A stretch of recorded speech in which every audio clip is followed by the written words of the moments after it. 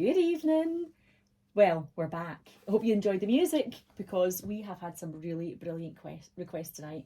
So we're interviewing Anne English. It's the Incredible Sunday Night Show with my favouriteest person, Glenda. We're Glenda. Oh, thank you, Polly. Rachel and you, and I have to say Anne too. I feel like I'm surrounded by wonderful people, but all the people listening in tonight as well, just please get in touch and tell us what you want to hear, because really this is local radio for you. It's about you. So what do you want to hear? Who do you want to shout out to? What do you want us to talk about? Get in touch and let us know. You can actually call us when the radio, when the music's playing on 01670 432 107. Or you can WhatsApp in on 07858 429 316. Beautifully said, by the way. So, Anne, back to you. We've been hearing, right, so what have we not talked about? I want to hear about, so we've talked offline about you're a wordsmith, really. Although you wouldn't describe yourself like that. And you understand the power of words. Yes. And you use your ability to help people visually communicate, because you have hyperphantasia, which means that you see things around you in images. Yes. So I see and experience words and things as pictures, but also as kind of multi-sensory. So an example of that was, if I would say to you, think of an apple, then if I asked you to describe the apple, what would you say? A round green apple. It's got a stalk coming out the top, and it's got a bite out the side. Oh no, that's an apple, isn't it? Can you cut it in half? Yes. Can you see what it's like inside? Yes. Can you hear what it sounds like when you cut it in half? Yes. And then when you bite into it? Yes. See, I discovered this as a thing called a visual scale, but there is also the multisensory stuff. So at one end is aphantasia. That's how I discovered this, because somebody saw my IdeasBook and they said, I don't know how you do what you do because I've got aphantasia, which means I don't form pictures in my head. And I couldn't imagine not being able to see pictures. Now, he was really successful, as an accountant with numbers, which I'm useless with because I can't, that concept of numbers, I have to see numbers as pictures. So yeah, it's like we all think differently, don't we? But for me, a word forms a picture. It's a bit like a metaphor. So that's why I will gather words into like a mind map and create a vision tree, because trees are about growth and following roots and having branches and low-hanging fruit and all of that kind of thing. So there's lots of metaphors in that. So words for me are really powerful. I suppose I started with that, didn't I? I said if I was to stick a rock and you cut us in half, the word that would be in is. So when you're having a conversation, the pictures come before the words, and then your picture forms your word formation. Yes. Yes, I thought that. You can see I'm looking up into the sky. Because you've done NLP, haven't you? Yes, I always kind of look up because I can see the picture. I mean, my head is just full of maps as well. I could draw you a map of anywhere. In fact, I did win there was a quiz that I was at, and the question was, how many bridges are there on the River Tyne? So then I asked the question, well, are we talking about where the Tyne splits to the North Tyne and the South Tyne as well? How far are we going up the Tyne? And then I literally, in my head, I flew up the Tyne and counted them. Wow. Now, I can't tell you what the answer is. I can't tell you what the numbers without going up the Tyne now and thinking, right, as you come through, the first bridge is the Millennium Bridge, and then you get to the, I'm going to say the Tyne Bridge, but then you've got the Swing Bridge and stuff like that. So yeah, I'm flying up the Tyne to see that. So that's what my inside of my head looks like. Your brain is amazing. So words and images. Talk to me about the word of the year and what, because there's lots of different things that people do, traditions people have at the start of a year. Yeah. Talk to us about word of the year. So have you set a new year intention or intentions? I have set a new year intention. And how's that gone? It hasn't started yet. Well, actually, resolutions, really. Normally, that's what we talk about, resolutions, isn't it? And then we fail, and then we go, right. And then we beat ourselves up about it. So a bit like that button, because instead of setting a resolution, if you set an intention, if you pick a word, So this word, I've got a process, a visual process that you go through, 3-stage process to work out what that word is. But it's like, how do you want to feel this year? What is it that you want to do? What is it that you want to experience? And then if you've got to make a solution to a problem, or if you've got to work out what your next move is, sometimes that word can help you. So when I was working out my word of the year for this year, so previously I've had words like empower, I've had it focus, because I thought to myself, I wasn't achieving what I wanted to achieve. And I thought, you know what, if I focus, I do get things done. So that year it was keep like, focus, just telling myself those words, you tell yourself. This year, when I was trying to work out what word was, there was 2 words that came. So one word was magic. In my head, it was just keep saying, look for the magic, look for the magic. And then the other word was transformation.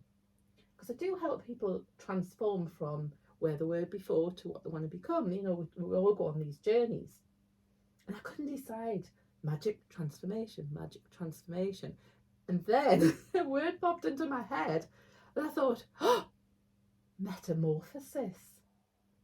Magical transformation, isn't it? Mm-hmm. So that's my word of the year, metamorphosis. And I've already started to apply that when I'm doing things.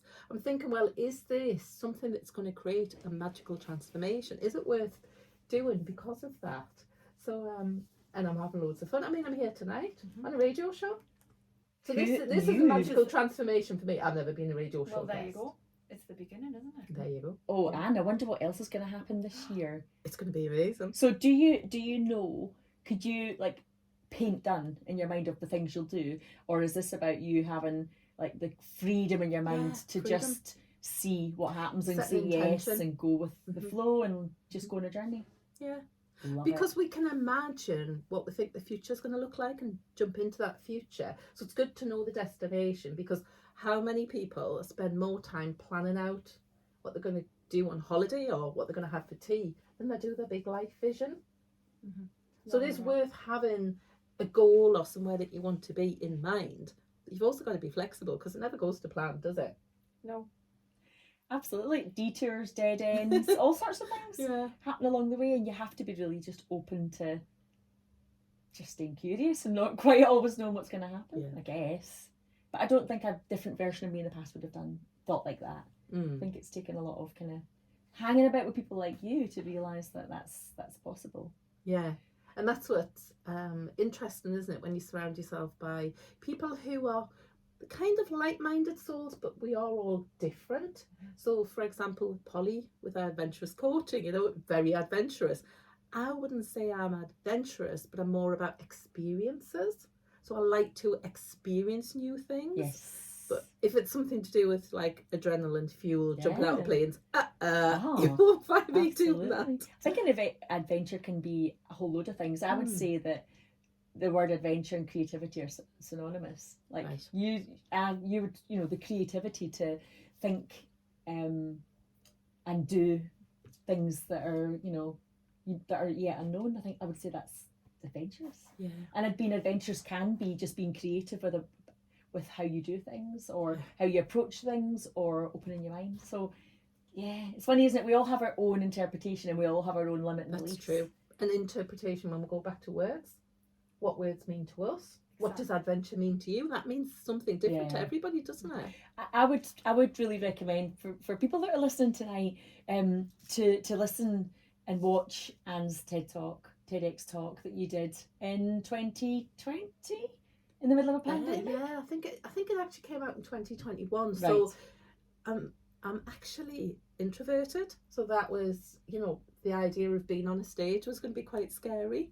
So it was it was quite useful actually that it was during lockdown, so I was in the studio with the film crew and that was it.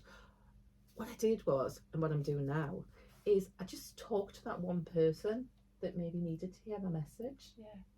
And that for me, I visualised, as you can imagine, that person that I was talking to. Hi Dad, I'm talking to you now. That's what I find really useful, is just imagining some of these things to get you over and out of your comfort zone when the world can be big and scary. Just focus down on one thing. And also, how do you want to help people? Because I think as humans, we all want to help people in different ways, don't we? We do. There's so many ways to help, isn't there? Yeah. Yeah. There's so many different ways to help people. Just for anyone who's listening, if you want to find the TEDx talks, because we haven't explained that, is it YouTube? Is that where you would recommend people go? Yeah, I think it's TED.com. TED.com. Yeah. And then there's a YouTube channel, which is the TEDx. Yes. Yeah. And Anne, if you were to give us the link to your YouTube, we can pop it on our Facebook Yeah. page. So anybody listening, you'll be able to check in there and click on the link and watch it. Yeah, you'll find it from our website as well. Absolutely. So TED Talks, TEDx Talks, Walt Disney, whatever next. Metamorphosis. Metamorphosis. Turn into a butterfly. That's easy for you to say. Yeah. I'm not even going to try. I think you just open yourself up to these possibilities. You do. Because we don't know, do we? And that's the brilliant thing. I didn't know that I was going to be on a radio show. Well, But I just put it out there that I was open to new adventures. and I totally agree with you, because if I rewind last year and I go back and fly over my timeline, last year this time, if anybody told me what would have happened in that 12-month period, I would have laughed. So there you go. What intention did you set though? I didn't. That was the thing. I didn't do it. Last year I did not do any New Year's resolution. Oh, I did. Here we go. It was about no. I know what I did. I didn't actually set a resolution. I decided that I was going to go and do things that were out of my comfort zone, but it wasn't a resolution. It was an intention. That's what I'm talking about. Yeah, you change the resolutions didn't to an make it. intention. Yeah. Because then you don't beat yourself up about it, do you? But then I called it a resolution later on, because it must have been. Do you see what I mean? Yeah. But it wasn't conscious of, right, that's it, I'm going to go out and I'm going to do all these things. It wasn't. It was like, right, I'm going to actually push myself out of my comfort zone for the purpose of my business. That's why I did it. So I want everybody to we're think having about a moment. what would be your word for this year? I've got 3. 3. I'm greedy. The power of 3. There is something about 3s, isn't there? Because I feel I have to Absolutely. do things in 3. I don't know why, but I know that you Yes. know why. But the power of 3s is the thing. Mm. It's a thing. So I've got 3, like, it's words that I just feel like will be part of my year this year. Do you want me to tell you what they are? Yeah. Freedom, which means a whole load of things. Freedom means a whole load of things. Also, vitality. That's about my health and my zest for life. And, of course, adventure. Yeah. Which I can't, it's in my blood and in my bones. Mm. And I want to ask you something. Have you got a word at the moment, Glenda? For this? Yeah. It's called fit. Love it. Love it. Simple. As in, I am going to get Yes. fit this year. Hey, listen, summer bodies get made in the winter. It's the perfect time. Yes. And you told us at the beginning you love music. You're always listening to yes. music. It's a big part of your life. So when you're doing your big walk on, next big event, big speaker, room is filled, thousands of people, what is your walk on tune going to be? Ooh, that's a good. Woof, not thought about that. Because there's so many tunes, isn't there? I mean, I always like that I am what I am. It's a brilliant Because that kind one. of builds up, doesn't it? It starts really slow, Oh, and then it does build up into like quite a it's a crescendo. great So one. so I like that one. I suppose the Great Showman has got. Yeah. It's kind of evolved, Hasn't hasn't it? Yeah. I think It's just empowering music. yeah. I think we need to get one of those tunes on. Come on then. Tonight, we will. And I have so many more questions, but for now, we're going to wrap this up. Brilliant. I want to say a massive thank you for being here. I've loved it. Live interview. Loved And it. actually, we're recording this too. So anyone who's maybe missed some of this, you'll be able to come back, look on our Facebook page, and you'll be able to get the YouTube links for this, and it'll be in podcast format. So thank you so much, Anne. Thank you. And have a brilliant year. Thank you. Thank you. Inspiration is the word I would give you. Yay. Thank you. I'll take that. Thank you.